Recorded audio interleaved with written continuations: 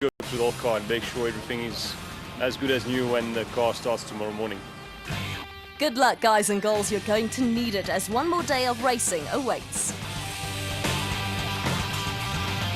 It's the third and final day of the Toyota Botswana Kalahari 1000 Desert Race. And behind me is a Castrol Toyota Hilux. But this time it doesn't belong to Leroy Poulter. In fact, you can see him getting into his car. Anthony Taylor and Dennis Murphy. They're the ones to beat. Still another long day, another 450 odd kilometers. So the pressure's there now just to bring it home in one piece. Fortunately, I've got the dust on my side today, so I must just not make any mistakes and just nurse it and look after it and bring it home. It's hard to believe that it's the final day, yet it's 500 k's to go. Yeah, this is a long race. It's really a race of endurance, this. You've got to drive with your head, you've got to keep it together, and then the whole time you're still got to go flat out. So it's a very difficult, demanding race, but it's an awesome race. The people here in Botswana is just insane. The amount of support we get here. You know, you come to some of the road crossings and there's literally just thousands and thousands of people. So it really is awesome to race here. The talking's over, qualifying and day one are done. Now all that's left is to get the final day of racing underway. The climax to what is a truly marathon race. Taylor and Murphy lead the way in their Castrol Toyota Hilux. Starting 45 seconds behind them, the Mika and Toyota pair of Hichu de Bruin and Henry Hichu. They're third overall, but they're first in the special vehicles, and they're the current leaders in the Dakar Challenge, Matthews and Smith from Century Racing. Confirmation of the overall start list. We've seen the first three. They're followed by Thomas Rundle and Juan Moore from Regent Racing, with Sarel van Biljon and Philip Hesselman from Atlas Copco in fifth. Up front with Taylor and Murphy, Taylor came very close to winning this event last year, and barring a major calamity, he must be the favourite to do even better this time round.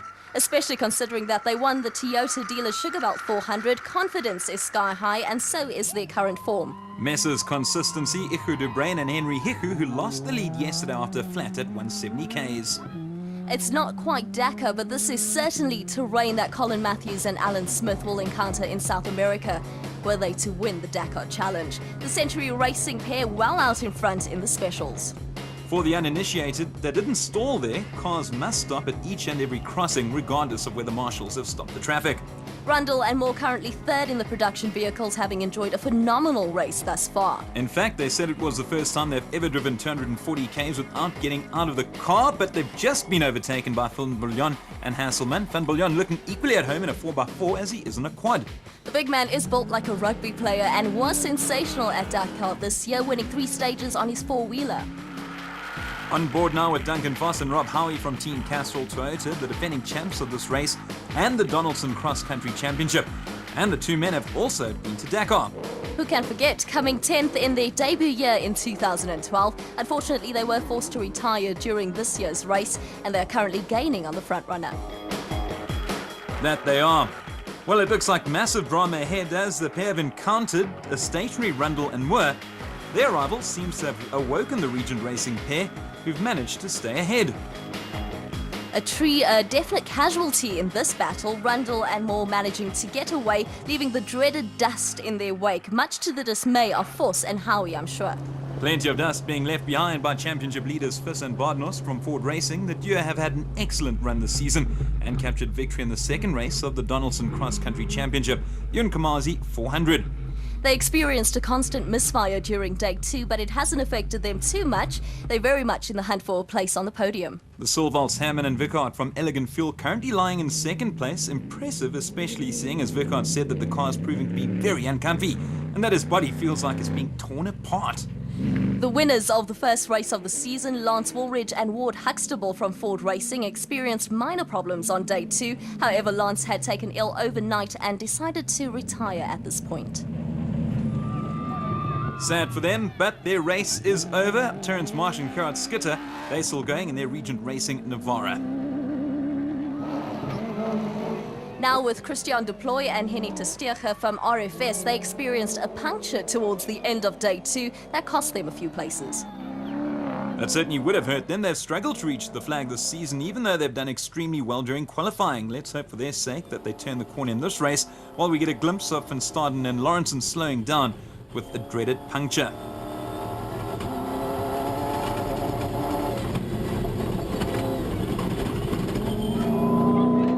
Though we are still a long way from the flag, another BMW, this one belonging to Henny de Klerk and Johan Smallberger in their first Toyota 1000 Desert Race, going strong.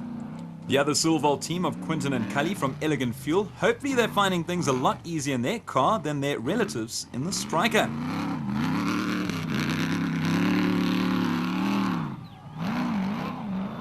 Always superb seeing how many fans attend this race. It really is fantastic to watch Johan van Staden and Mike Lawrenson from Atlas back on the road after their earlier puncture.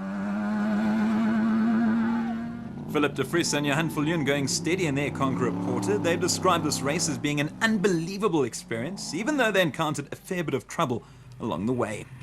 Here's a brilliant view from inside the hot seat, putting into perspective just how fast these cars are moving and how tight the route is. It really is a challenging race, and to think they do this for 1,000 kilometers just boggles the mind. Local Keith du Toit and Keith Solomon in their White Star Racing bat, with Keith playing in his backyard, so to speak, having an exceptional race. Nardis and Louis Alberts, who have been plagued by punctures, were still very much in the running.